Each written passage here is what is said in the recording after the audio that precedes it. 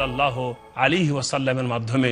তাই পূর্বেও আলোচিত হয়েছে যে তার মধ্যে একটি মাধ্যম হচ্ছে যে মানুষ বিবাহ করে নেবে, বিবাহ করলে পারান তাহলে সে তার চোখের হেফাজত করতে পারবে।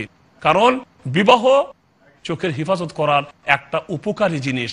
আর এই বিবাহ করাকে বিশ্বনবী মুহাম্মদ রাসূলুল্লাহ সাল্লাল্লাহু আলাইহি সাল্লাম তার সুন্নত এবং তার তরিকা হিসাবে গণ্য করে সমস্ত যুবকদেরকে এই বিবাহ করার প্রতি উৎসাহ এবং উদ্বুদ্ধ করেছেন।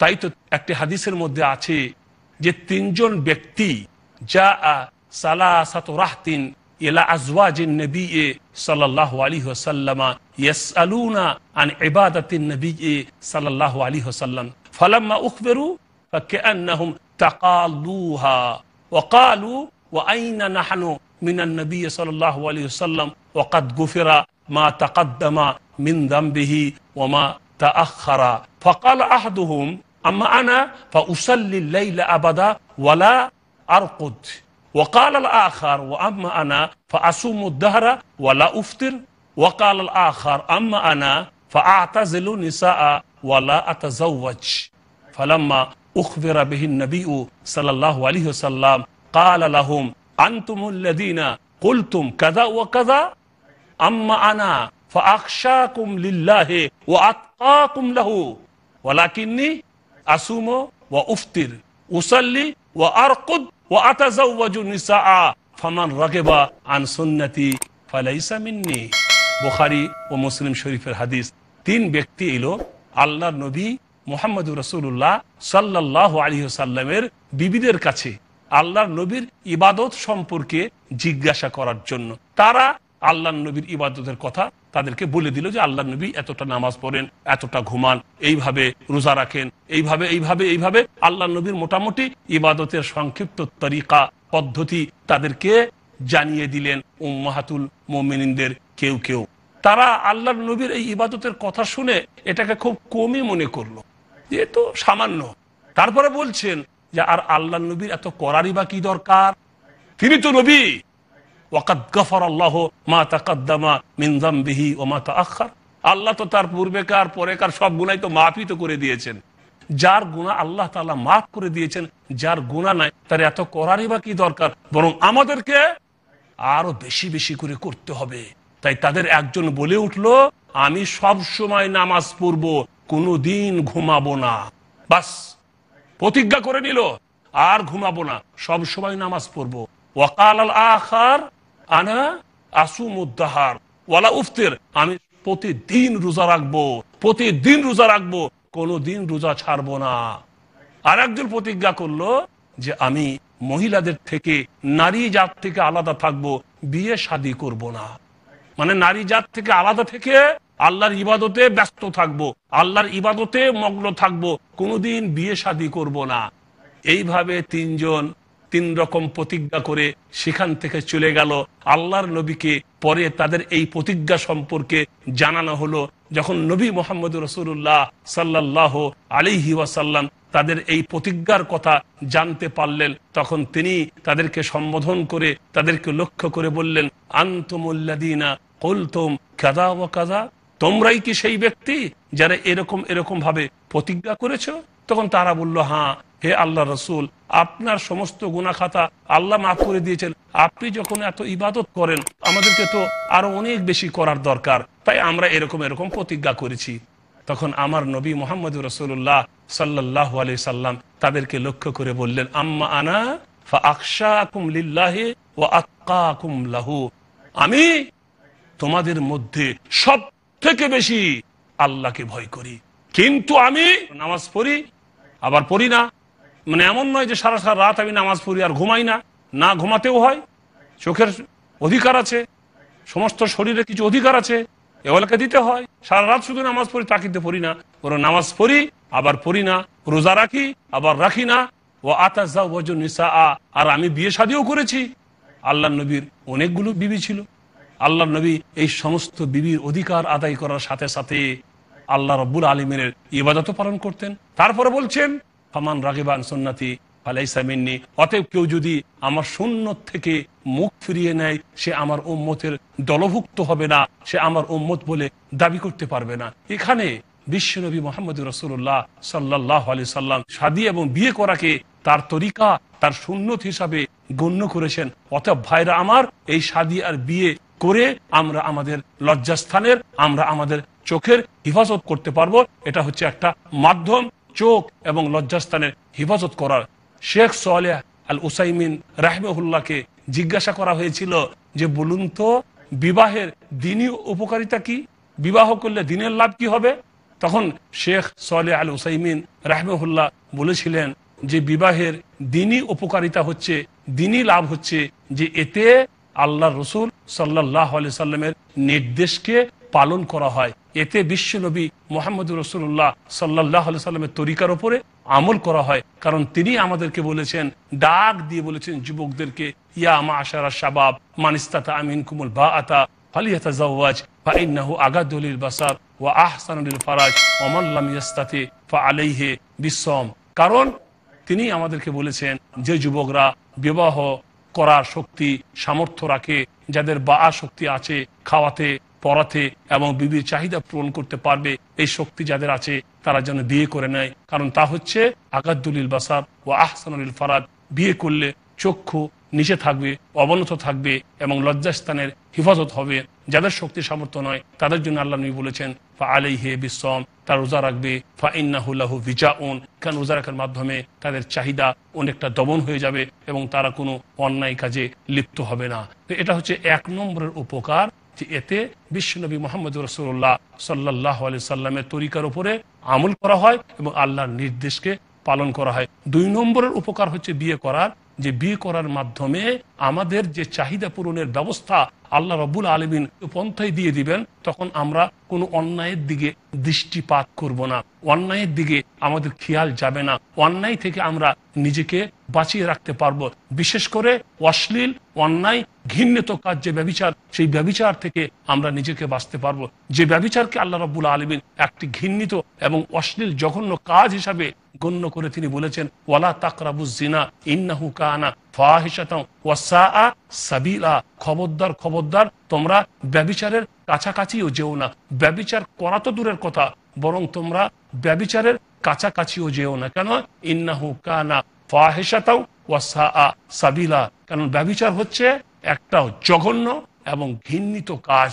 তো আমরা যদি বিবাহ করে নিতে পারি, আমরা যদি বিয়ে করে নিই, তাহলে এই অন্যায় কাজ যেটা ব্যভিচার, অশ্লীল ও জঘন্য ঘৃণিত কাজ যেটা, সেই অশ্লীল ও ঘৃণিত কাজ থেকে আমরা নিজেকে বাঁচাতে পারবো। এই হচ্ছে দুই নম্বর বিবাহ করার উপকারিতা বা বিবাহ করার লাভ।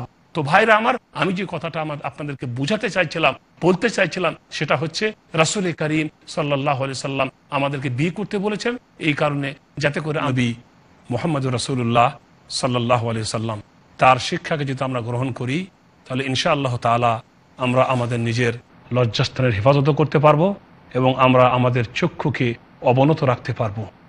অনুরূপভাবে চক্ষুকে সংযত রাখার উপকারিতা সম্পর্কে কোরআন ও হাদিসে আমাদেরকে জানানো হয়েছে যে আমরা যদি আমাদের চক্ষুকে অবনত রাখতে পারি, চক্ষুকে সংযত রাখতে পারি, তাহলে এর দ্বারা আমরা কি লাভ এবং কি উপকার অর্জন করতে পারবো। এক নম্বরে যে লাভটা আমরা পাবো চক্ষুকে অবনত রাখলে, সেটা হচ্ছে এতে আল্লাহ এবং তার রাসূলের আনুগত্য করা হবে, আল্লাহ এবং তার রাসূলকে অনুসরণ করা হবে, আল্লাহ এবং তার রাসূলের বিধিবিধানের উপরে আমল করা হবে। আর যদি আমরা আল্লাহ এবং তার রাসূলের আনুগত্য করি, তাহলে আমাদের লাভ কি হবে? আল্লাহ তাআলা কোরআনের বিভিন্ন আয়াতে এ সম্পর্কে আমাদেরকে অবহিত করেছেন। কোথাও বলেছেন, যদি কেউ চক্ষুকে অবনত করে, আল্লাহ এবং তার রাসূলের আনুগত্য করে, তাহলে তারা এমন জান্নাতে প্রবেশ করবে যে জান্নাতের তলদেশ দিয়ে প্রবাহিত হবে ঝর্ণা। আল্লাহ রাব্বুল আলামিন যে ঝর্ণা ও নদী তৈরি করে রেখেছে, এরকম জান্নাতে তারা প্রবেশ করবে। যেমন আল্লাহ তাআলা বলেন, সূরা নিসার মধ্যে আছে, আল্লাহ তাআলা বলেন, ওমা ইউতিইল্লাহা ওয়া রাসূলা ইউদখিলুহু জান্নাতিন তাজরি তাহতিহাল আনহার ওয়া যালিকাল ফাওজুল আযীম। আল্লাহ তাআলা বলছেন, যারা আল্লাহ এবং তার রাসূলের আনুগত্য করবে, তাদেরকে আল্লাহ এমন জান্নাতে প্রবেশ করাবেন যে জান্নাতের নিচে দিয়ে, যে জান্নাতের তলদেশে প্রবাহিত হবে ঝর্ণা। ওয়াদালিকাল ফাউজুল আযীম, আর এটা হবে অতীব বড়, অতীব মহান সাফল্য। আবার কোন জায়গাতে আল্লাহ তাআলা বলেছেন, যারা আল্লাহর আনুগত্য করবে, যারা নবীর আনুগত্য করবে, তারা শহীদদের সাথে, নবীদের সাথে, সত্যবাদীদের সাথে, সৎ ও নেক লোকদের সাথে জান্নাতে থাকবে। যেমন সূরা নিসার মধ্যে আল্লাহ বলছেন, ওমাই ইউতিল্লাহা ওয়া রাসূলা ফাউলাইকা মাআল্লাযীনা আনআমাল্লাহু আলাইহিম মিনান নাবিয়্যিনা ওয়াস সিদ্দীকিনা ওয়াশ শুহাদায়ে ওয়াস সালিহিনা ওয়া হাসুনা উলাইকা রাফিকা। আল্লাহ তাআলা বলছেন যে আল্লাহ এবং তার রাসূলের আনুগত্য করবে, ফাউলাইকা মাআল্লাযীনা আনআমাল্লাহু আলাইহিম, তারা তাদের সাথে থাকবে যাদের প্রতি আল্লাহ ইনাম করেছেন, যারা আল্লাহ কর্তৃক পুরস্কৃত হয়েছে, যা আল্লাহর কাছ থেকে লাভ করেছে পুরস্কার, তাদের সাথে থাকবে তারা যারা আল্লাহ এবং তার রাসূলের অনুগত্য করবে। তারা কারা? মিনান নাবিয়্যিন, তারা হবেন নবীরা, ওয়াস সিদ্দীকিন, সত্যবাদীরা, ওয়াস শুহাদা, শহীদরা, ওয়াস সালিহিন, নেক ও সৎ লোকেরা, ওয়া হাসুনা উলাইকা রাফিকা, আর এরা হবে তাদের উত্তম সাথী। সুবহানাল্লাহ। নবীদের থেকে উত্তম সাথী আর কে হতে পারে? শহীদদের থেকে উত্তম সাথী আর কে হতে পারে? সত্যবাদী ও নেক লোকদের চেয়েও উত্তম সাথী আর কে হতে পারে? তো আল্লাহ তাআলা এখানে ওই লোকদের জন্য বললেন যারা আল্লাহ এবং তার রাসূলের আনুগত্য করবে, নিজেদের চক্ষুকে সংযত রেখে নিজেদের লজ্জাস্থানের হেফাজত করে তারা থাকবেন নবীদের সাথে, শহীদদের সাথে, সত্যবাদীদের সাথে, আর নেক ও সৎ লোকদের সাথে, আর এরা হবে তাদের জন্য সত্যিকারের অতীব উত্তম সাথী। আবার কোথাও আল্লাহ রাব্বুল আলামিন এমন লোকদের জন্য বলছেন যারা আল্লাহ এবং তার রাসূলের অনুগত্য করে, তাদের জন্য বলছেন ওরা মহা সাফল্য লাভ করবে, মহান সাফল্য লাভে তারা ধন্য হবে। যেমন আল্লাহ রাব্বুল আলামিন সূরাতুল আহজাবের মধ্যে বলেছেন, ইয়া আইয়ুহাল্লাযীনা আমানুত্তাকুল্লাহ ওয়া কুলু কাওলান সাদীদা ইউসলিহ লাকুম আ'মালাকুম ওয়া ইয়াগফির লাকুম দুনুবাকুম ওয়া মান ইউতিইল্লাহা ওয়া রাসূলা ফাকাদ ফাযা ফাওজান আযীমা। সুবহানাল্লাহ। আল্লাহ রাব্বুল আলামিন বলছেন, হে ঈমানদারগণ, ইয়া আইয়ুহাল্লাযীনা আমানুত্তাকুল্লাহ, হে ঈমানদারগণ, যারা আল্লাহকে বিশ্বাস করেছো, তোমরা আল্লাহকে ভয় করো। ওয়াকুলু কাওলান সাদীদা, এবং সত্য সরল কথা বলো, সবসময় ঠিক কথা বলবে, ব্যাঠিক কথা বলবে না, অন্যায় কথা বলবে না, যা বলবে সঠিক এবং সুন্দর সরল সত্য কথা বলবে সব সময়। তাহলে কি হবে?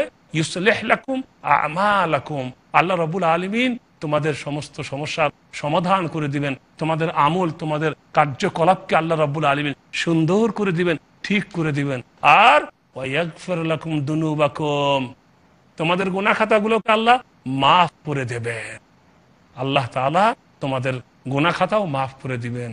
ওমাই ইউতিইল্লাহ ওয়া রাসূলা, যারা আল্লাহ এবং তার রাসূলের আনুগত্য করবে, যারা আল্লাহ এবং তার রাসূলের আনুগত্য করবে, ফাকাদ ফাযা ফাওজান আযীমা, তারা মহান সাফল্য লাভে, মহান সফলতা অর্জনে তারা ধন্য হবে। তো এখানে আল্লাহ রাব্বুল আলামিন তাদেরকে মহান সফলতা দান করবেন এবং তারা আল্লাহ কর্তৃক বিরাট ইনাম এবং বিরাট সাফল্য লাভে ধন্য হবে যদি আল্লাহ ও তার রাসূলের আনুগত্য করে। অনুরূপ ভাবে আরেকটি আয়াতে আল্লাহ রাব্বুল আলামিন বলছেন, ওমাই ইউতিইল্লাহা ওয়া রাসূলা ওয়া ইয়াখশাল্লাহা ওয়া ইয়াত্তাকি ফাউলাইকা হুমুল ফাইজুন, যারা আল্লাহ এবং তার রাসূলের আনুগত্য করবে, ওয়া ইয়াখশাল্লাহ ওয়া ইয়াত্তাকি, যারা আল্লাহকে ভয় করবে এবং আল্লাহর জন্য অন্যায় কাজকে যারা পরিহার করবে, ফাউলাইকা হুমুল ফাইজুন, তারাই হবে কৃতকার্য, তারাই লাভ করবে সফলতা কালকে কিয়ামতের মাঠে।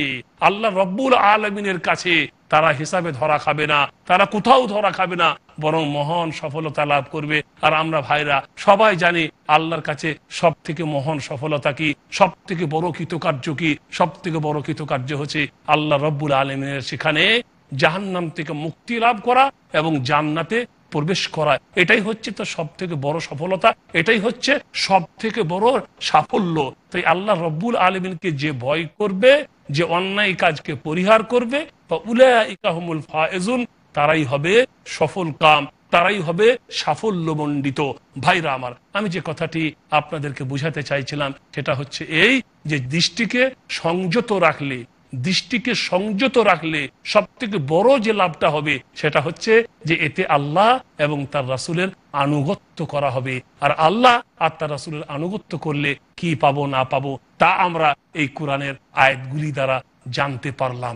মনে রাখবেন, আরো একটি উপকার বা লাভ হচ্ছে, দৃষ্টিকে যদি সংযত রাখি তাহলে এই হবে যে বিষাক্ত তীরের আঘাত থেকে নিজের অন্তরকে হেফাজত করতে পারবো।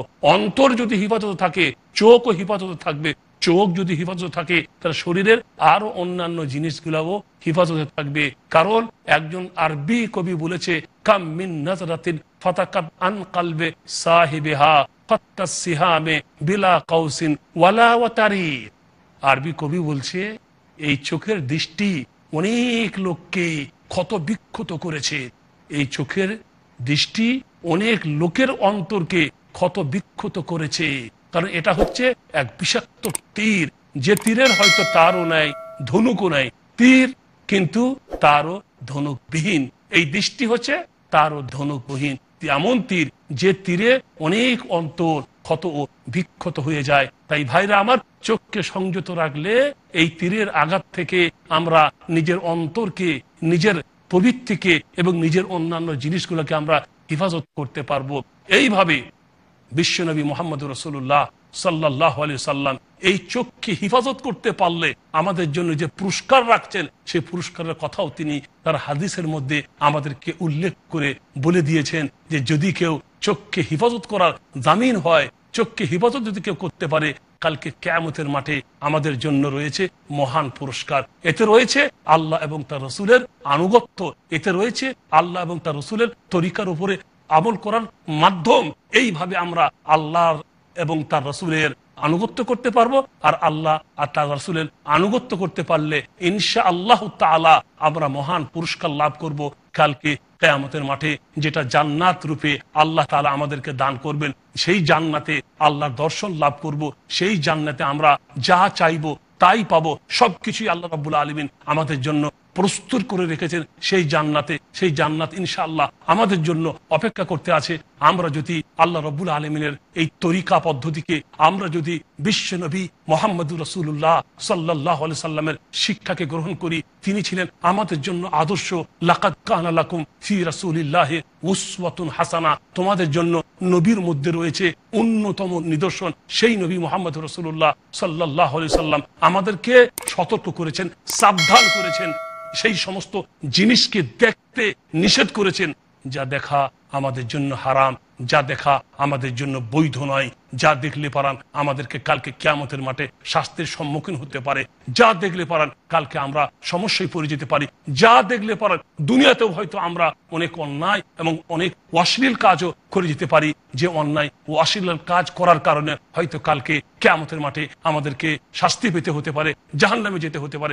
জাহান্নাম থেকে মুক্তির উপায় বলে দিয়েছেন বিশ্বনবী মুহাম্মদুর রাসূলুল্লাহ সাল্লাল্লাহু আলাইহি ওয়াসাল্লাম। প্রত্যেক বান্দার উচিত হচ্ছে আল্লাহর এই নিয়ামতের কদর করা, আল্লাহর এই নিয়ামতের শুকরিয়া জ্ঞাপন করা, আর আল্লাহ রাব্বুল আলামিনের এই নিয়ামতকে অবৈধ, অন্যায়, অশ্লীল কাজে ব্যবহার না করা। কেননা অন্যায় অশ্লীল কাজে ব্যবহার করলে আল্লাহ রাব্বুল আলামিন যে কোনোদিন না কোনোদিন এই নিয়ামতকে কেড়ে নিতে পারেন, কোনোদিন না কোনোদিন এই নিয়ামতকে তিনি তুলে নিতে পারেন, তা তিনি কোরআনে অনেক আয়াতে এ সম্পর্কে আমাদেরকে জানিয়ে দিয়েছেন। অনেক জাতি ছিল যাদেরকে আল্লাহ রাব্বুল আলামিন অনেক নিয়ামত দান করেছিলেন, অনেক জাতি ছিল যারা অনেক কিছু আল্লাহ